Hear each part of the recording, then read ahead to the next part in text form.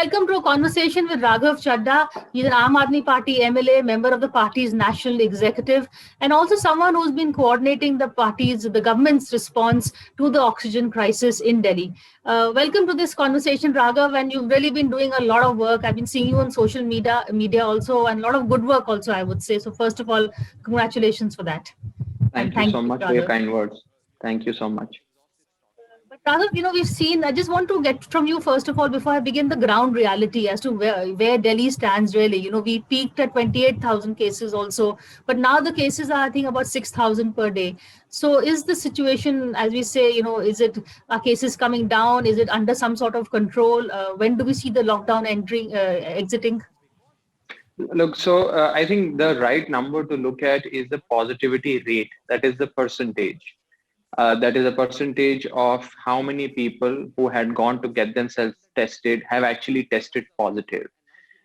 Because the number of tests conducted per day may fluctuate between 50,000 to 1 lakh tests per day. So the right number to look at essentially is the positivity rate. And the positivity rate in Delhi has fallen from its peak of about 37%, if my memory serves me right, to now 8%. So there is a huge fall as far as the positivity rate is concerned, and the curve is certainly turning inwards, is on the downward spiral, and most certainly, we will bring down the positivity rate below 5%. As far as the lockdown is concerned, that is, of course, entirely the prerogative of the Honorable Chief Minister and the cabinet of ministers that he chairs. And most certainly, they will come out with, a solution to how to unwind and how to open up. But the fact is that our government has always from day one tried to strike a very fine balance between lives and livelihoods. Nobody likes to impose lockdowns because it really ends up disrupting the economic chain, and the poorest of the poor suffer the most as far as lockdown is concerned. So the objective of my leader, Mr. Kejriwal, has always been to do everything that they can to break the chain, but also ensure that we do not end up breaking the backs of the people in the process. Having said that, this how do you see them us exiting? Because I've been speaking to doctors. They are saying at least 2 weeks more. But doctors are not economists. They don't know the other reality also. Well, the government's decision is based on several inputs from experts, from medical practitioner, from administrative, doyens, from every strata of society. And the government is therefore equipped with public opinion as well as medical opinion, expert opinion. And the Honorable Chief Minister, after collating all these opinions that he receives on a day-to-day basis from several quarters, will opine and will come to a decision. I am at this point in time and not in a position to second guess what will happen on next Sunday, whether it will be extended or not. My personal belief is that the positivity rate should come below 5% and should remain below 5% for a substantial period of time for any government to claim that COVID has been tamed. And that is what the World Health Organization also says. Having said that, I mean, one of the biggest reasons to open up or for you to feel confident would be the vaccination. But, I was trying to log in earlier for my mother. There are just no vaccination slots available because there are no vaccinations available. That's true. Where do we stand on that? Look, quite frankly, the vaccination policy of the government of India is essentially a textbook example of how one should not formulate a policy. What are the wrong points? What are the wrong things in a policy? If one were to study, the best example of that is study India's vaccination policy. I mean, from the word go, from the first day, this policy is a non-starter. First of all, the government of India could have easily rolled out these vaccines in the month of November. They did not do it. They deferred it because of some administrative bureaucratic delays. And finally, the vaccines hit the market in last week of Jan. So there was a delay right at the start. Number two, as far as manufacturers are concerned, quantities were not manufactured in the right number simply because, and this is what the manufacturers themselves have said, that the government of India did not place orders with us. They did not even place orders to purchase our vaccines. When there were no orders to purchase vaccines, why would we manufacture? Who would we manufacture for? So therefore, they're also right in their own way. So therefore, the government of India faltered and they did not place orders. Number three, when orders were placed, when production started ramping up, they exported 6.5 doses of precious life-saving vaccines to more than 84 countries. In fact, in the months of Jan, Feb, March, and April, the number of vaccines exported were higher than the number of vaccines inoculated to Indian citizens. This That is is part of the the commercial reality. agreement, also, wasn't it? I mean, I know they're trying to say it's a humanitarian gesture, but reality is that was part of an agreement So with first of Pfizer. all, as far as agreement is concerned, agreement could only be with AstraZeneca, that is the Serum Institute vaccine, and not with Bharat Biotech. Why was that exported? Question number one. Question number two, over and above their legal obligations, several vaccines were given, lakhs and lakhs of vaccines were given as gifts to poor nations. And it was nothing but a diplomatic adventure which was aimed at garnering some global goodwill for the prime minister, and certainly at the risk of several lakhs and millions of Indians. And lastly, now when the opposition has collectively also pointed out to the honorable prime minister that he needs to curb exports, he needs to invoke compulsory licensing and give this formula to manufacture vaccines to other pharmaceutical companies, waive patent, ensure seamless technology transfer, etc. The government doesn't seem to be acting on it. The government has, on the contrary, filed an affidavit in the Supreme Court saying that we are against invoking compulsory licensing. So it completely baffles me as to what this government strategy as far as vaccine is concerned. If they do not have expert opinion, let's assume that they do not have access to good experts, people who understand economics, people who understand supply chain, people who understand logistics, and people who understand science. If they do not have access to such people, consult the opposition. I'm not saying we know everything, but there are some things that we'll be able to advise you, and you may follow that. Having said this, where do we stand now? You have to float global tenders. I think the states, it's all left to the states. So, how many Look, vaccinations have been ordered by the Delhi government, and when can we see them? the government of Delhi has ordered, as far as our domestic manufacturers are concerned, we've placed our orders with three people: Bharat Biotech, that manufactures Covaxin; Serum Institute, that manufactures Covishield; and Dr. Reddy's, that has the sole propriety to manufacture as well as import and sell Sputnik in India. We have placed our orders. We are awaiting supplies. And these manufacturers also say that we don't have supplies because we have not manufactured in those numbers. And whatever we have manufactured, the government of India is controlling as far as our sale and distribution of these vaccines are concerned.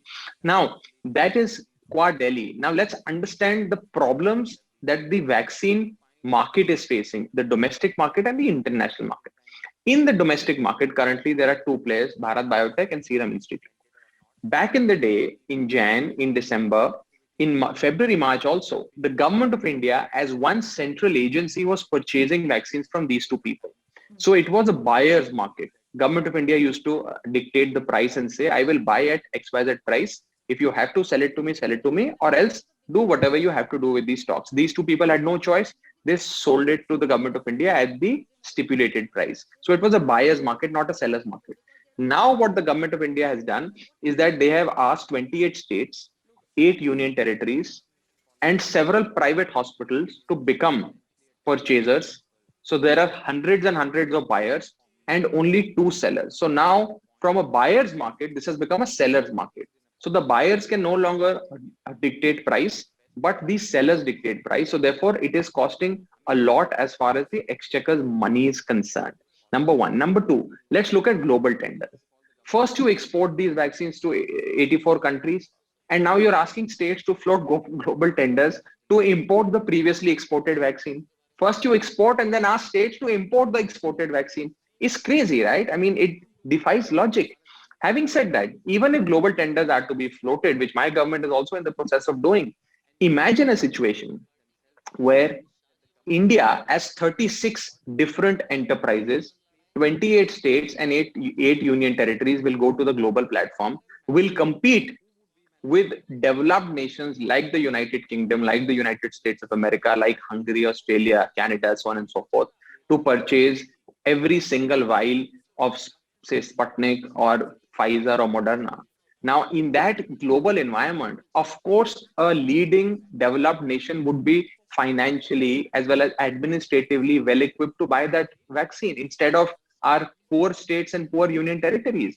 So India has, basically itself diminished its collective bargaining power that it once enjoyed. Instead of a single agency, India, which it should have gone to the global platform to buy these vaccines, India has gone as to 36 different enterprises. And I think it's somebody who absolutely understands, has not even read the basics of economics, is probably advising the honorable prime minister. Your suggestion would be the India, instead of Maharashtra bidding against Delhi, bidding against Kerala, should at least as one entity, combine its might and then bid as India. You are right. Not just that. Forget Maharashtra. Maharashtra is a rich state. Forget Delhi. Delhi is also a budget surplus state. Imagine poor states like Chhattisgarh, like Bihar, Meghalaya, Assam will have to compete with not only Maharashtra, Karnataka, and Delhi in the global arena, but will also have to compete with developed nations like Hungary, like United Kingdom, like United States of America. I mean, can you imagine Chhattisgarh outbidding United States of America in the international market? I mean, is that a conceivable idea? I mean, as much as I would like to, and all Indians would love to, but we have to look at what is feasible in the current environment. So the government of India has completely botched up its vaccine policy. I would still urge them to do away with all these adventures, follow the national immunization program that was once followed in India a few decades ago. It had its own problems, but it was prima facie a good program as far as its basics were concerned. There are three things that comprise of this national immunization program. Number one, there is one central agency that goes and buys from the domestic market or from the international market. So therefore, the collective bargaining power of we as one nation remains intact. Number two, all the purchases made by this central agency, that is the government of India, were distributed to states as per a criteria, a logical, rational, scientific criteria. And number three, as far as inoculating the citizens, administering these doses are concerned, that was left up to the states, and states formulated their own door-to-door programs, their own vaccination programs, so on and so forth, and carried out the inoculation to its citizens. So this is a three-step process. The government of India would do very well if they could just adopt. There's no need to reinvent the wheel. The wheel is already invented. Just adopt to what the national immunization program was all about. Raghav, before I let you go, I want to just, I congratulated you on your handling, because I'm also on various WhatsApp groups with various hospitals, and I've seen a lot of them praising you for your efforts. But your role has been largely reactive. Now, that is the problem, that why didn't the Delhi government anticipate what is happening instead of just reacting and letting things slide out of hand? You are right. I think this question is very significant, and this question itself explains the problem that Delhi was facing. Our peak demand, when the number of cases were at its peak, was close to 976 metric ton of oxygen. And against 976 metric ton of oxygen, we were getting, say, 300, 350, on a good day, 400 metric ton of oxygen. The demand supply gap was huge. And therefore, we were certainly not in a position to cater to all hospitals at all times.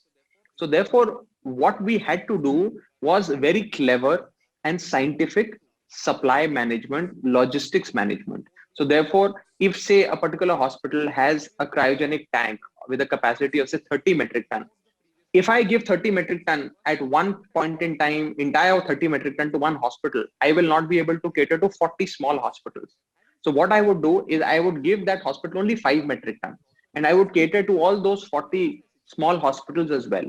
And by the time that cycle ended, this particular hospital was about to exhaust its stock. So I used to come back again and replenish their stock, maybe again with 5 metric ton of oxygen. So there was a very clear distribution and management that the Kejriwal government followed. And I'm just giving you one small example to explain to you the nature of the problem, the nature of the beast that we had to fight with.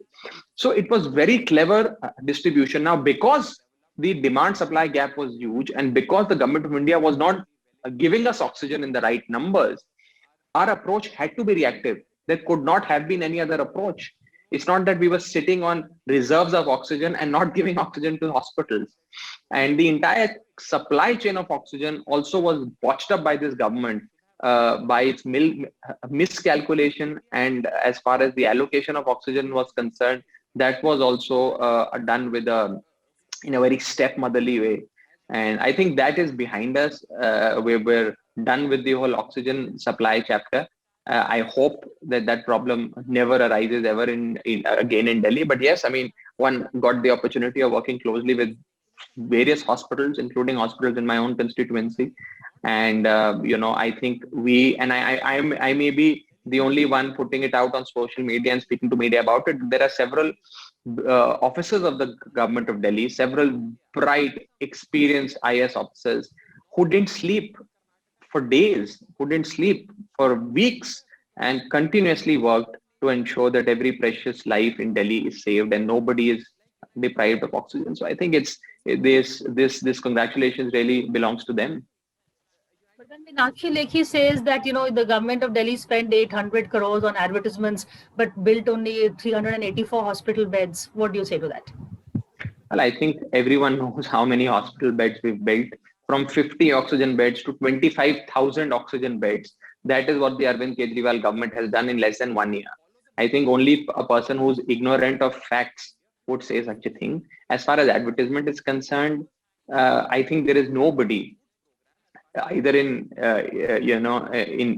history or in the present times or perhaps even in future who can outdo the kind of advertisement and propaganda blitz that the honorable prime minister does and the union government does.